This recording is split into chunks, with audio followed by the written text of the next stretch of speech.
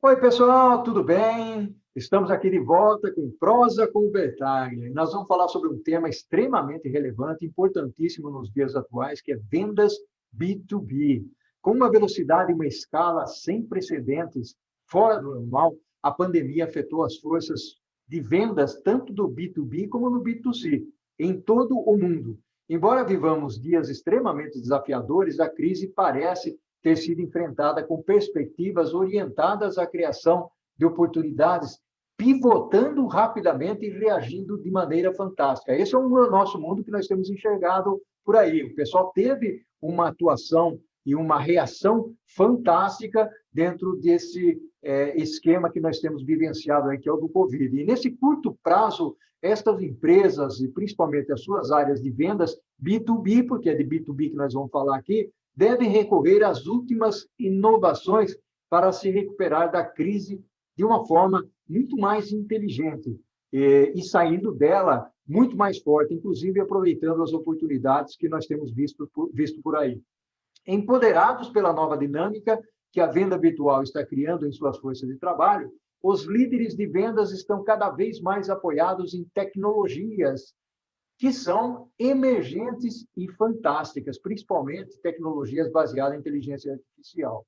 E, sem dúvida nenhuma, nós sabemos que as prioridades de quem compra, elas estão mudando, estão aí evoluindo, e isso afeta rigorosamente também as empresas no relacionamento entre as organizações. Para sobreviver e prosperar no longo prazo, as organizações devem ter que se reinventar, principalmente a reinventar aquela maneira como as suas forças de vendas B2B interagem com os seus clientes. As formas tradicionais de venda estão dando lugar a abordagens inovadoras. Isso é interessante. Nós não podemos ficar parados no tempo. E essas abordagens alterarão a maneira como nos comunicamos e como nós fazemos negócios. E para isso, para nós refletirmos sobre esse assunto, que, na minha opinião, é muito importante, eu vou trazer aqui, e tenho o privilégio de prosear com o meu amigo Marcel Espadoto. Oi, meu caro, tudo bem aí, Marcel? Que honra, que orgulho, um prazer enorme recebê-lo aqui no Prosa com o Bertaglia. Nós vamos falar um pouquinho, Marcel, sobre a nova dinâmica das vendas B2B. Bem-vindo, Marcel, muito bom tê-lo aqui. Muito obrigado, Paulo. É um prazer, uma honra, um privilégio para mim estar aqui com você e poder estar discutindo sobre esse assunto, debatendo sobre esse assunto, proseando sobre esse assunto com você e com o pessoal que vai nos assistir também. Muito obrigado pelo convite. Bacana, Marcel, muito bacana realmente ter você aqui. É você que tem falado muito sobre vendas, né? Principalmente vendas B2B, e aproveitando-se, inclusive, dessa situação que nós estamos vivendo aí, que é o mundo virtual, né? Para dar principalmente os seus treinamentos. Eu gostaria de explorar contigo aí, meu caro amigo, principalmente a nova dinâmica, né? Porque mudou um pouco a forma da gente fazer negócio nesse mundo B2B, né, Marcel? Verdade, Paulo. A gente está usando hoje, como você falou ali na introdução, né?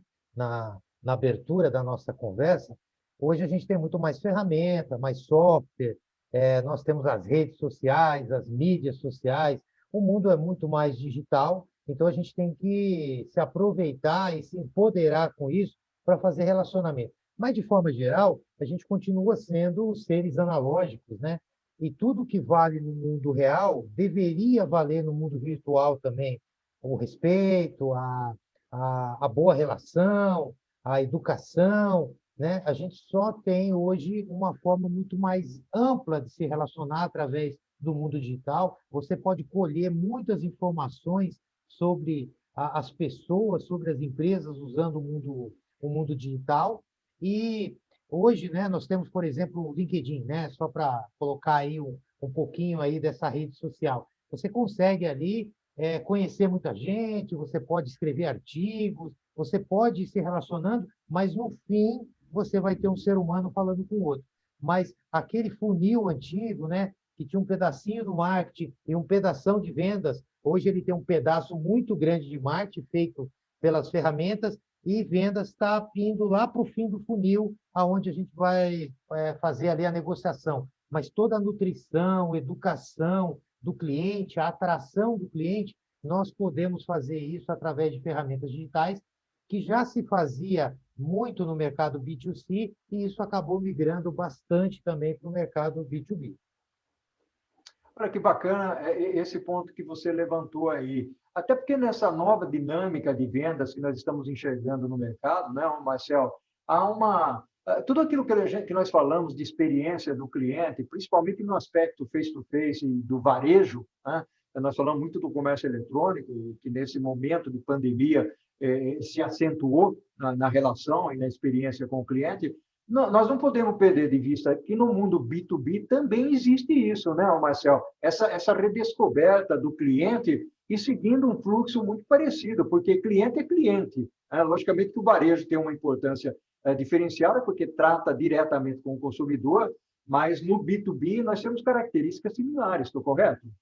Sem dúvida, né? Nós estamos falando ali de necessidades a serem supridas, pessoas que estão se relacionando, né?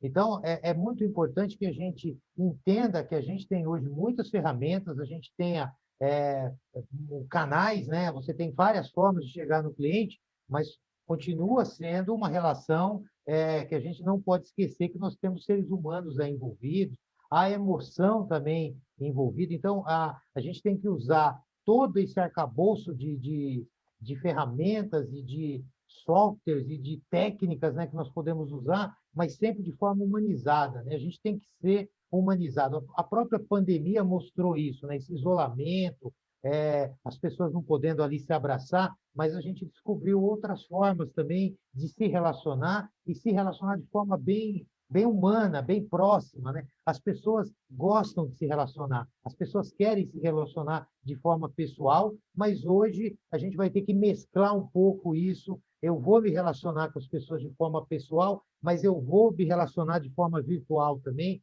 e isso vai ser muito bom para a gente, porque isso vai trazer mais tempo para a gente se dedicar a outras coisas que são muito caras para nós, que talvez aí naquela loucura do antes da pandemia, aquele ritmo acelerado, a gente começou a se perder um pouco, começou a esquecer um pouco disso. Então, lógico, né, nós estamos falando aqui de vendas, né? Eu não queria sair muito disso, mas eu acho que é importante nesse momento colocar esses aspectos humanos, né, da gente usar a tecnologia a nosso favor, não usar a tecnologia para ser um opressor para nós, para vamos dar mais produtividade, né, aquela questão de aquela alta produtividade e a pessoa perder o interesse pela venda, pela satisfação genuína da necessidade da outra pessoa. Isso é muito importante. A gente não deveria perder isso. A venda não é só vender um produto, receber e ter uma comissão. Você está resolvendo lá um anseio, você está resolvendo uma demanda de alguém, você está contribuindo para alguém ser mais feliz, para alguém ter mais sucesso, né? Então, esse ponto a gente não deveria perder nunca, com tecnologia ou sem tecnologia. Aliás, Marcelo, você tocou num ponto aí interessantíssimo, né? Ou seja, as pessoas, né, principalmente as pessoas de vendas, ela tem uma perspectiva que é importantíssima. Não é só o ato de vender, é o ato de resolver um problema. É isso que você está trazendo. Ou seja, eu normalmente quando eu tenho um produto ou um serviço para poder ser comercializado, eu estou trazendo uma solução para alguém, né? Esse alguém vai comprar essa solução à medida que ele precisa. Quando nós falamos desse mundo virtual, ou seja, porque nós temos o sangue latino, né? Até uma música da... E quem é essa música? Acho que é do Sidney Magal, alguma coisa assim, né? E o nosso... e o sangue italiano também, né, Marcelo? Ou seja, nós queremos estar, até para acentuar a empatia, nós queremos sempre estar conversando diretamente com a pessoa, né? Para ler o comportamento dela, entender quais são as reações, coisa que no mundo virtual, não que a gente não consiga fazer isso, mas tem que treinar um pouco mais, tem que aprender um pouco mais dentro desse esquema. E aquele esquema de cold call, né, que, ou seja, aquela chamada para poder fazer a venda via telefone ou via e-mail, isso principalmente hoje já está um pouco saturado, né, Marcelo? O que você acha disso? Muito saturado, né? Você recebe ofertas que não tem nada a ver com você, né? Eu vou exemplificar aqui uma uma coisa que eu tenho percebido muito, né? Eu uso muito o LinkedIn para me relacionar, e eu tenho pessoas no meu LinkedIn que efetivamente eu não conheço aquelas pessoas, mas aquela pessoa está no mercado, ou ela está com uma determinada atividade, que eu posso colaborar com ela, que eu posso me relacionar com ela, ou que eu esteja ali diretamente ajudando, ou vice-versa, né? E eu conto sempre uma historinha, né? Que, por exemplo, se a gente tivesse no evento presencial e eu não conhecesse, não tivesse tido o prazer de conhecer o Paulo, e o Paulo lá, um auditório, 200 pessoas, aí o Paulo levanta a mão e faz uma pergunta para o palestrante. E aquela pergunta que o Paulo fez, eu tenho uma resposta boa para aquilo. Eu consigo ajudar o Paulo a resolver aquele problema. Aí, na hora do coffee break, o Paulo vai lá tomar o seu café, tomar seu suco, pegar aquele pão de queijo. Que saudade disso, né, Paulo? A gente está hoje vivendo.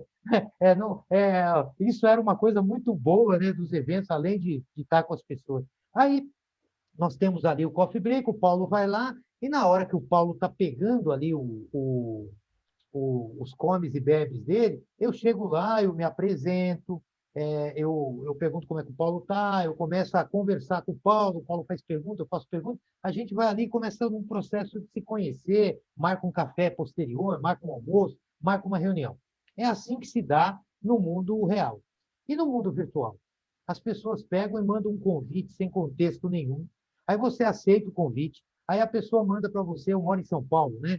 E ele manda lá a venda de um apartamento em Porto Alegre. Eu não quero comprar um apartamento e muito menos comprar um apartamento em Porto Alegre, por exemplo. E a pessoa mandou isso para mim sem perguntar nada. Isso, se a gente levasse para aquela alusão anterior que eu fiz, Paulo, é como se você estivesse lá no coffee break e na hora que você estivesse distraído, eu enfiaria a minha proposta no seu bolso, ou o meu cartão de visita no seu bolso, sairia correndo. Aí você vai falar, esse sujeito aí que você ia ver quem era pela proposta ou pelo cartão, falar, esse Marcelo é louco.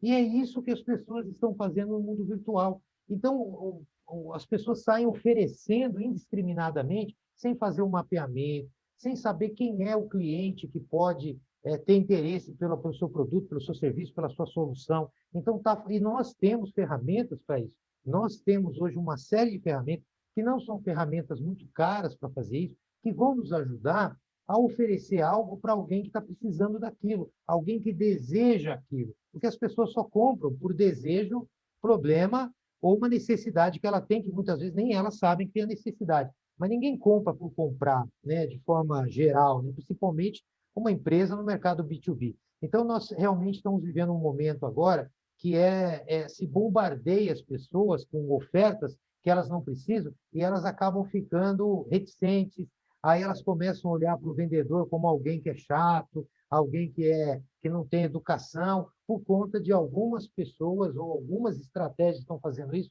Então, nós, como uma pessoa de vendas, que estou em vendas aí há várias décadas, né, só para não entregar muito a idade, eu me entristeço com isso, porque não é isso, né? Vendas não é isso.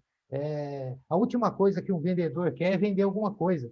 Ele quer se relacionar, ele quer conhecer, ele quer cooperar com alguém. E nesse momento, quando eu descubro que aquela pessoa tem uma dor, uma necessidade, eu vou trabalhar para ajudar aquilo. E aí a venda vai acontecer naturalmente. Mas não porque era uma venda, porque eu tenho uma meta, porque eu tenho um número a cumprir, né? A gente volta aí para a empurroterapia, que não é isso que nós queremos. Uhum. Não é dessa forma que deveria ser feito, mas tem muito disso e é triste e choca quem quer fazer a boa venda, a venda adequada, a venda que realmente atende às necessidades de alguém. É interessante uma das coisas que você comentou aí, entre tantas, né? Principalmente no mundo B2B, né? O B2C também é acentuado isso, mas no B2B, você tem sua empresa, eu tenho minha empresa, e normalmente o que nós recebemos de e-mails, tanto no mundo de corporativo de pequenas, médias, como das grandes empresas, né? O pessoal acaba descobrindo o seu e-mail e enviam mensagens querendo vender alguma coisa e até já marcando uma reunião, né? Ou seja, eu gostaria de conversar com você amanhã às 15 horas ou amanhã às 10 horas da manhã, e aí você não responde, porque o que você vai responder? Simplesmente, se você responder, você já está automaticamente dizendo que você existe, né? E que aquele e-mail existe.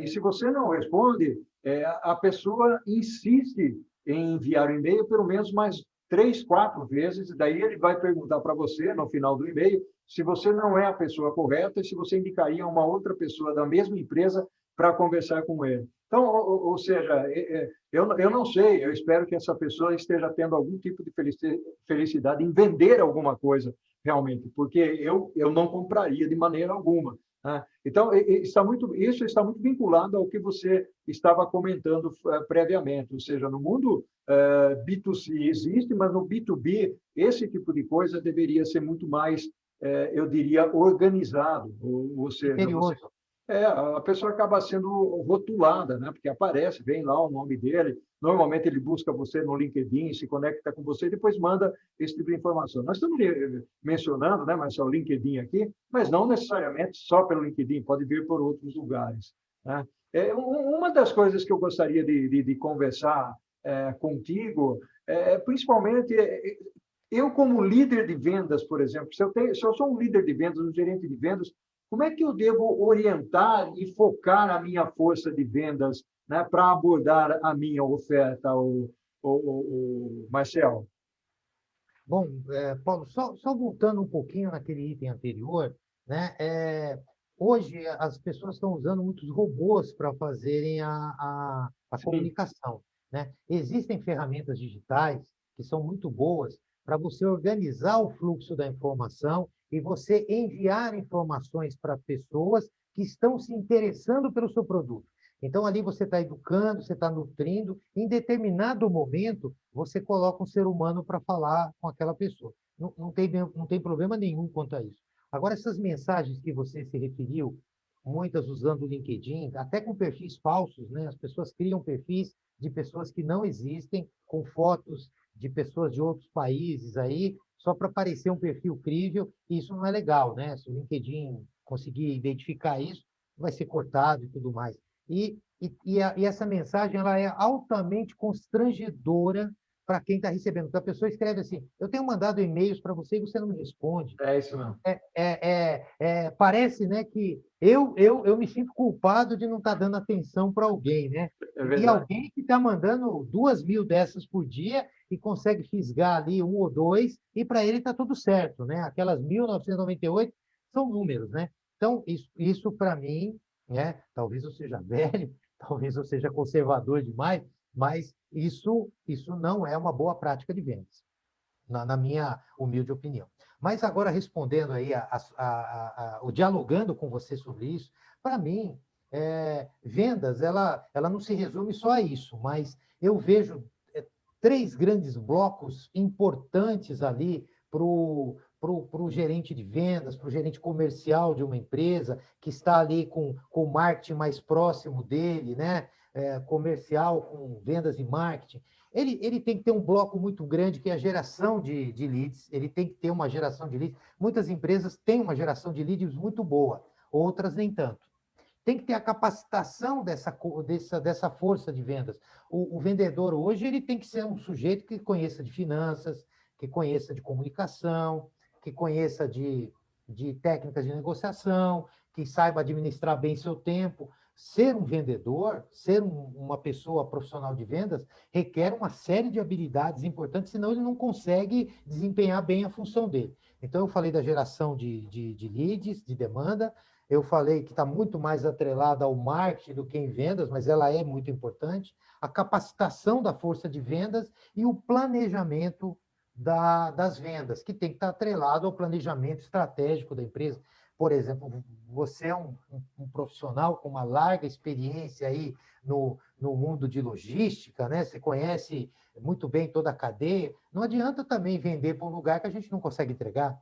Não adianta a gente vender mais. Muitas empresas quebram porque elas vendem mais do que elas podem vender. E elas têm uma necessidade de capital tão grande para financiar o seu crescimento que elas quebram.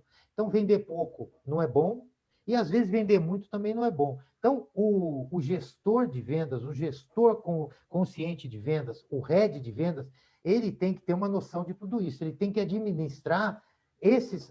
Tem outros pratos também, mas esses 3 pratos são muito importantes para ele gerenciar. Então, ele tem que estar ali olhando quem que ele está atendendo, se ele está atendendo o mercado-alvo dele, se o vendedor daquela empresa está preparado ou tem o perfil adequado, né? Hoje a gente usa, né?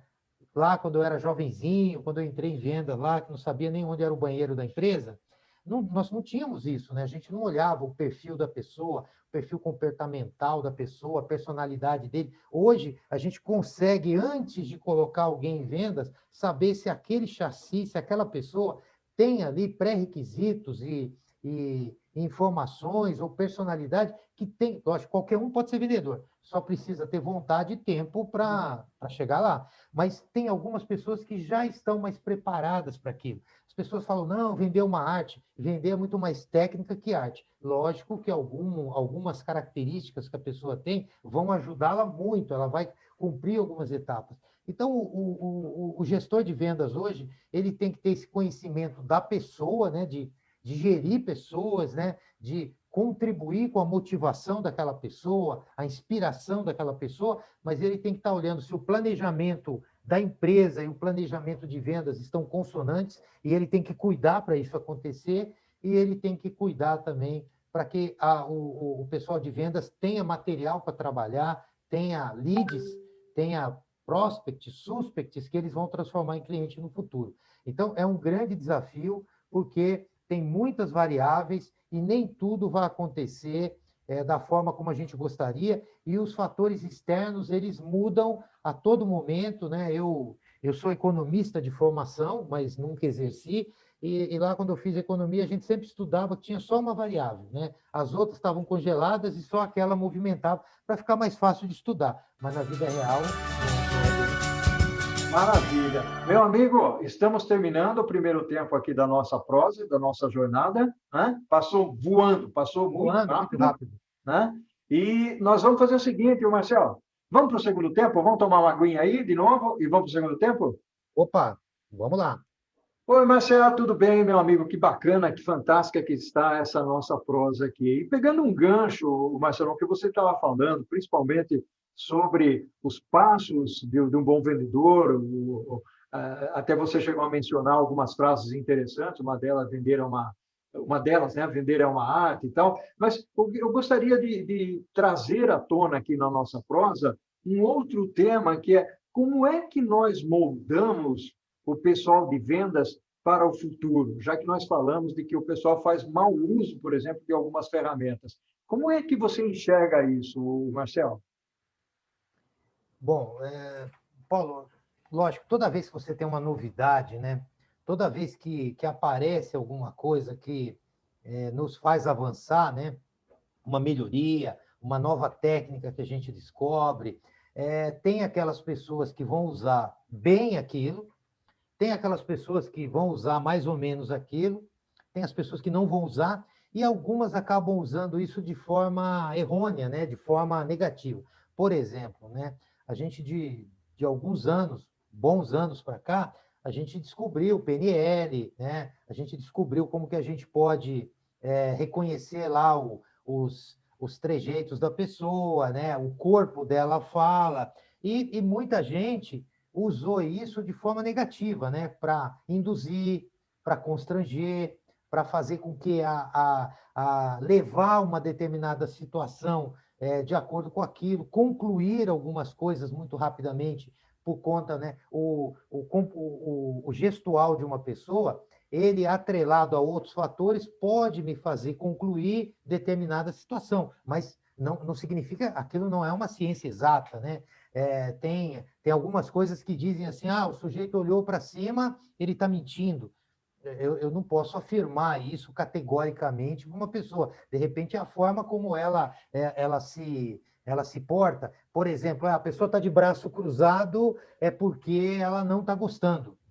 Pode ser que ela esteja com frio, pode ser uma posição de conforto que ela tenha, pode ser uma forma que ela se sinta bem e ficar com o braço cruzado. Então, me preocupa quando a gente diz que tudo se resume àquilo e a gente coloca um único ponto como sendo o ponto final de tudo. E hoje, né, com o advento aí do marketing digital, com o advento das mídias sociais, com as ferramentas digitais, eu vejo que tem muita gente usando isso de forma positiva, de forma com o intuito de entender o cliente, entregar para ele o que precisa, e outras usando, aí, como nós falamos anteriormente, para constrangimento. Mas, em suma, o vendedor, seja ele o vendedor do passado, o vendedor do presente, o vendedor do futuro, ele tem que ter uma característica, ele tem que ter vontade de servir, ele tem que ter o gen da colaboração dentro dele,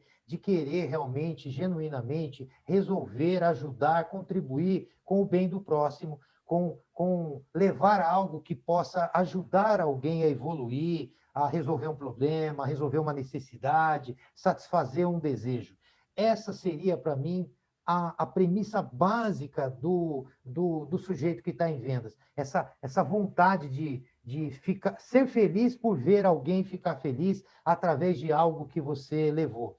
E para mim, né, e eu estou em vendas há bastante tempo, e eu demorei muito tempo para entender isso, né? A gente não aprende no primeiro dia. Vendas é um processo. Como muitas coisas na vida, a gente não aprende algo complexo de um minuto para o outro. A gente precisa de tempo, a gente precisa de esforço, a gente precisa de repetição, a gente precisa de entendimento. Então, eu vejo que eu só consigo vender algo que eu comprei. Se eu não comprei, se aquele produto, se aquele serviço, se aquela solução não tem a ver com os meus valores, não tem a ver com o que eu acredito, eu não vou conseguir vender. Então, vendas tem um pouco da vocação da pessoa, tem a ver com o histórico dela, né? Eu fiz uma grande reflexão quando eu fiz 50 anos, e eu já fiz há uns anos atrás, por que eu estou hoje fazendo o que faço? Aí eu comecei a olhar, isso vem ali desde a minha infância. Eu fazia isso na minha infância, mas eu não sabia. Aí antes a gente não tinha esse negócio de alguém ter uma orientação profissional. A gente trabalhava numa empresa, aquela empresa fazia alguma coisa, a gente tentava dar continuidade naquilo. A gente tinha uma visão de continuar naquela empresa, de seguir uma carreira lá, de crescer naquela empresa. E eu sou contador de formação, nunca exerci, e não tenho nada a ver com contabilidade. Depois eu fiz economia porque era uma continuidade. Aí, bem depois, lá pelos 30 anos, que eu fui fazer um MBA, uma pós-graduação em vendas e marketing, e ali eu comecei a me encontrar, e ali eu comecei a perceber que aquilo que eu fazia tinha a ver com o meu propósito, que é um propósito que vem lá da minha infância. Então, se você fizer isso, e cada uma das outras pessoas fizer isso, ela vai encontrar aquela pessoa que faz hoje o que a faz feliz. Isso já está dentro da gente há muito tempo. E muitas vezes eu vou procurar isso lá do outro lado do universo, sendo que está, às vezes, no lugar mais escondido no mundo, que é dentro da gente. Então, o vendedor ou qualquer outra profissão, ele tem que gostar daquilo, ele tem que ver propósito naquilo, ele tem que ver felicidade naquilo, e ele consegue, a partir daí, fazer um bom trabalho. Eu não sei se você conhece aquela filosofia japonesa chamada Ikigai, da ilha de Okinawa, né? Para quem não conhece, diz o seguinte: faça o que gosta, fazendo o que gosta, você fica bom naquilo, então você vai fazer o que você é bom. Faça o que seja bom para as outras pessoas, que atendam a necessidade de alguém, e você vai ser remunerado por isso. Então, quem junta as 4 coisas é uma pessoa que Ikigai, numa tradução livre, seria por que você acorda de manhã, qual que é o teu propósito. Então, vendas tem a ver com propósito. Quem está em vendas porque gosta, porque olha para isso, vai ter sucesso e vai ser muito feliz em vendas, né? Eu acho que isso não vai mudar, com tecnologia ou sem tecnologia.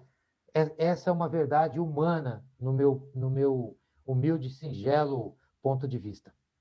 Eu concordo com você.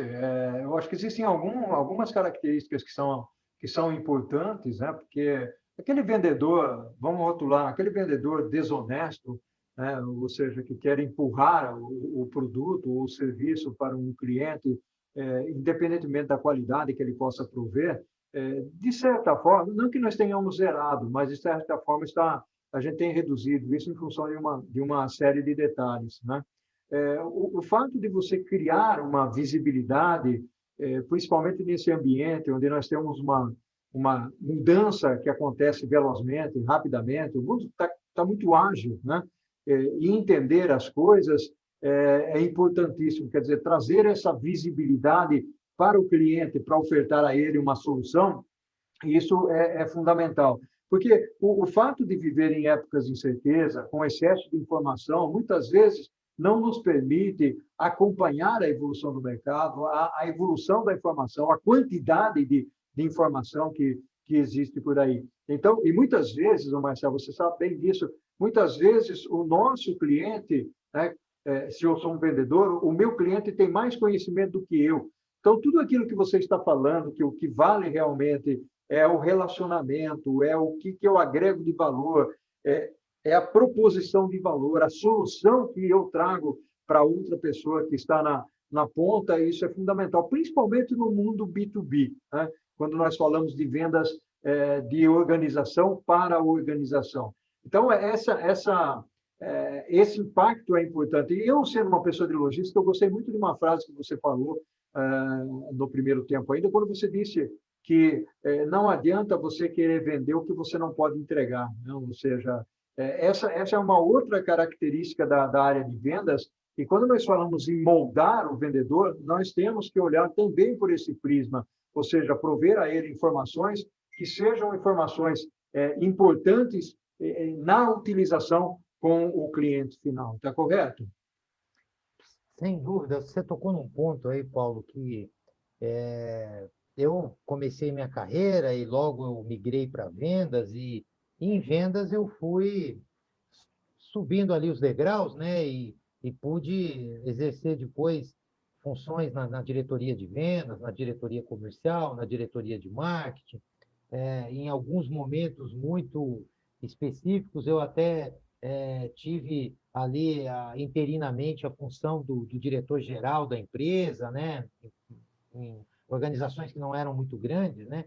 E aí eu pude começar a entender coisas que eu não entendia lá atrás, né? Que eu desconhecia quando eu estava ali numa função de assistente de vendas, né? Que era muito importante, né? Ela é tão importante quanto as outras, só que a abrangência é bem diferente você ser assistente de um departamento e você ser o diretor-geral, as obrigações, as Sim. pressões, a, assim, a pressão que é exercida, né? A responsabilidade é bem diferente.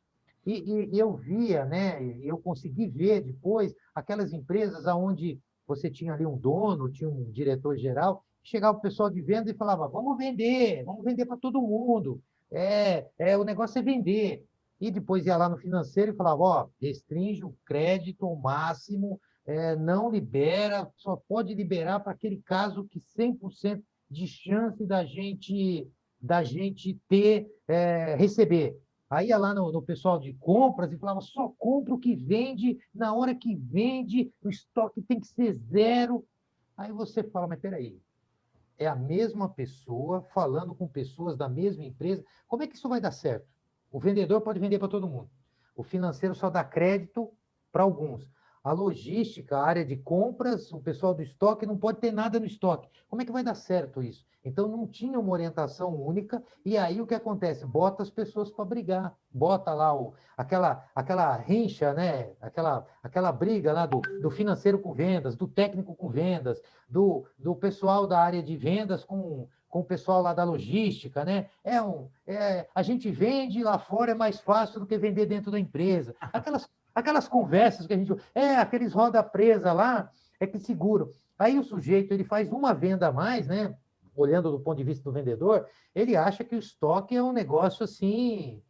não tem tamanho, pode colocar 1 trilhão de dólares de produto no estoque e tudo que eu vender vai aparecer como mágica lá. Então, e hoje, né, nós vemos um mundo muito mais rápido, com informações mais rápidas, muito mais informatizado, muito mais digital, onde tudo é medido, mensurado, e se a empresa realmente não tiver uma única visão e todo mundo tiver no mesmo barco, remando para o mesmo lado, a chance de dar errado é muito grande. Fazendo tudo certo, a gente já corre muitos riscos, porque as margens são menores, os erros, né? Os erros são punidos de forma assim muito mais acentuada do que eram no passado. Eu me lembro, eu trabalhei numa multinacional de tecnologia e a gente mandava as promoções para os nossos revendedores por fax, né? Muita gente que está assistindo aí talvez ouviu falar, viu no museu, né? E a gente passava a promoção começava a passar a promoção de manhã e às vezes ficava para outro dia, porque o fax do sujeito estava ocupado, tinha uma pilha para passar. Então, as pessoas recebiam a informação de uma promoção com 48, 24 horas de diferença. No mundo de hoje, o sujeito tem que receber no mesmo milésimo de segundo, porque se ele perder 30 segundos, ele perdeu a chance de vender. Então, é um mundo muito rápido e nós continuamos sendo analógicos, ainda é muita pressão. A gente precisa cuidar disso, porque tem um ser humano ali. É. Então, a tecnologia, ela tem que nos servir, não o contrário, né? Então, é temeroso a gente não olhar para isso. E hoje, uma empresa que não tem propósito, que não está muito claro o que ela tem que fazer, ela não vai ter sucesso. Maravilha, meu caro Marcel. E nós estamos aqui terminando a prosa com Bertaglia. Por Puxa vida, é incrível que muito rápido. pareça, meu amigo, nós falamos, nós proseamos, o tempo passou, tomamos água, tomamos café e a prosa se foi. Meu amigo, enorme gratidão, um abraço virtual para você, ao infinito e além. Essa sua frase característica, é isso mesmo, e que tenhamos muita felicidade, sucesso, saúde, e que façamos um ano diferente, né? Que possamos, cada um de nós, fazer a diferença com muita responsabilidade, com muito amor e com muito respeito ao próximo, que vamos sair dessa juntos. Muito obrigado, Paulo, por essa oportunidade. Feliz 2021 para todo mundo aí. Para você também, meu amigo, tudo de bom para você, ok? Tchau, tchau. Até mais.